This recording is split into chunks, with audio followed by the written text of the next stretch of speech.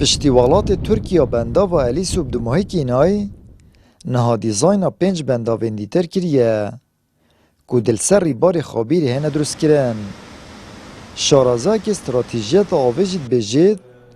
السالا 2025 کشه آوه دل پارزگاه دهو که سر هلدد و ایکم با جرجی دزاخو بید. السالا 2040 جیده دهوک مینا بیابان هشک بید. دیزاین پنج سنده چکی دول سر ریباری خوب خوب ریبار خابری بری داخل هرمی بیتن و علاقه بید سیجی چیگرین شتی ایرانی ایدی او آواز شویره تید پاوینه سدکی دی او نهار بجا دیف توپوغرافیا جیولوژیا منطقه وان حوزه بخوتی جیگن و بیتا منطقه همیه يعني جبر هندي مترسي أو إيدي تركها خلاص بو صدا ست حتی نو که صدا حشتی صده بو خابیر بچه که رحت ده هاوت هاتو و چند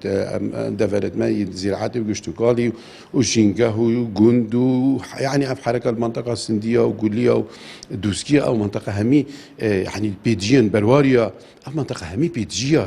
او خابیر چی ایدیش اوروپی و کفتت مترسیه دا و باجر از خویه کمین باجر ده کفتت مترسیه دا آوایی کمید ویجا دست پاوجا بیرا بیرجی پشتی 19 ساله ده هش بین ایدی ام بر براستی مگود بود 2025 ده مترسیه مازن پیش چاف کردن وقت بیجنجی 2040 فعلا ده اشتی صحرای کلت اید. ریذبر آوا دهو که جید بجید ات ششمهن بوری دا آست آول ریبار دیجله که جدره که سرکی آوا دهو که اپرشا 51 سنتیمتران هاتیه خواره.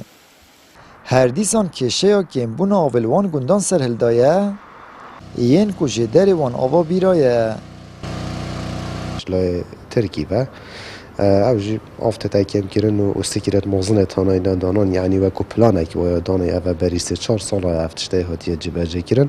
نکه راد بم گردنا آوه گیرن وقتی آوه گیرن جدار سرکی آوه یا مجری باره دجله اف آوه تاکیم کردن داتای میتین بار هیواده حتی دمایی که هیواد 4 و کو رببریا آفدری داینامه 51 سانتیما آوا ریباره دجله یا گیمبی 51 سانتیما و هر روز بروژه برف گیمبو نوید چیدن ما گنده تاین جدار تویت سرکی آن کانیا آن آوا بیره وریشتو یت پیدا بویجی بوما و کو نمونه از بتابینم افریقه امین که کووله اف گندت سر ناحیه مانگش که زاویته و بارا پتر آریشتو ایت پیدا بونجی پیشتر سیاسیین ولات ترکیه دگود برمیلک آوه برمیلک نفته گورین نها جیب کریار و استراتیجیت جبجت کن لیتانا هر دو حکومت هرم و عراق نهاتی ندنگ و هیچ فشارک و هلویستک برانبر و سیاست ترکیه نینه. پیشبینیش تهتا کرند چند سال اندهاتی دا عراق شتهنادا بخندقید. آمد بریفکانی، کنال آسمانی پیام، دهوک.